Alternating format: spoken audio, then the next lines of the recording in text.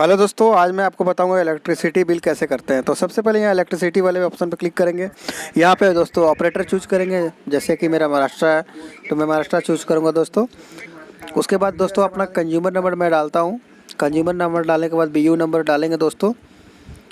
उसके बाद दोस्तों नीचे फेच बिल है, वहाँ पे क्लिक करेंगे। देख सकते हैं मेरा 830 ड्यू है, तो मैं इसको पे करूँगा। यहाँ नीचे प्रोसेस करने के बाद जैसे पे करता हूँ तो दोस्तों देख सकते हैं करने के बाद मुझे कैशबैक मिल गया है दोस्तों।